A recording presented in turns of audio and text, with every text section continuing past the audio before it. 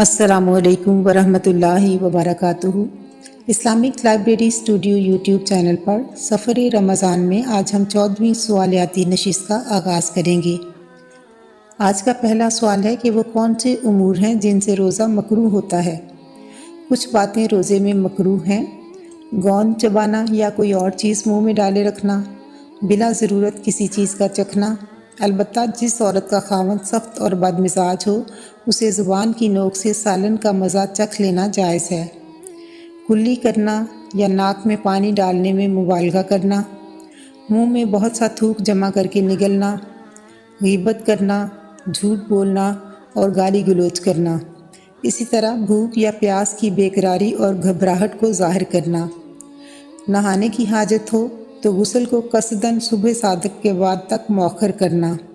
صوم وصال کے روزے رکھنا اگرچہ 2 ہی دن کا ہو۔ دوسرا سوال ہے کہ روزوں کی قضاء کے کیا احکام ہیں۔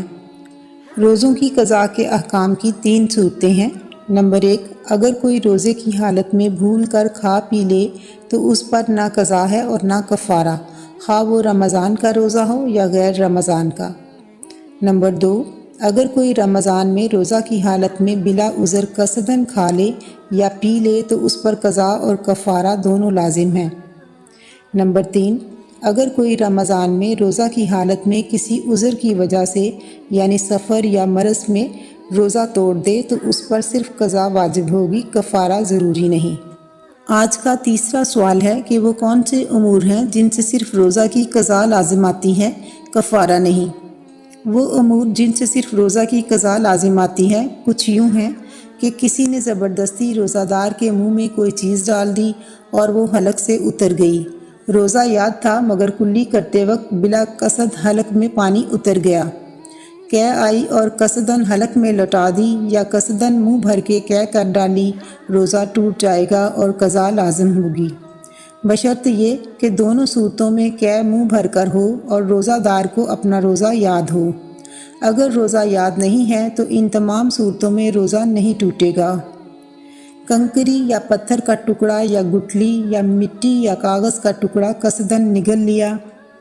دانتوں میں رہ جانے والی چیز کو زبان سے نکال کر نگل لیا جبکہ وہ چنے کے دانے کے برابر یا اس سے زیادہ ہو، اور اگر منہ سے نکال کر پھر نگل لیا تو چاہے چنے سے کم ہو یا زیادہ تب بھی روزہ ٹوٹ گیا۔ دانتوں میں سے نکلے ہوئے خون کو نگل لینا جبکہ خون تھوک پر غالب ہو تو روزہ ٹوٹ گیا، قضاء واجب ہوگی، اور اگر خون تھوک کی مقدار سے کم ہوگا تو روزہ نہیں ٹوٹے گا۔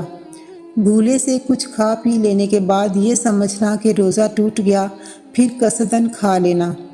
کسی کی آنکھ دیر سے کھلی اور یہ سمجھ کر کہ ابھی سحری کا وقت باقی ہے کچھ کھا پی لیا، پھر معلوم ہوا کہ صبح ہو چکی تھی، رمضان المبارک کے سوا اور دنوں میں کوئی روزہ قصداً توڑ ڈالا، ابر یا غبار کی وجہ سے یہ سمجھ کر کہ آفتاب غروب ہو گیا روزہ افطار کر لیا حالانکہ ابھی دن باقی تھا، ان تمام صورتوں میں روزہ ٹوٹ جائے گا اور اس کی صرف قضاء لازم ہوگی۔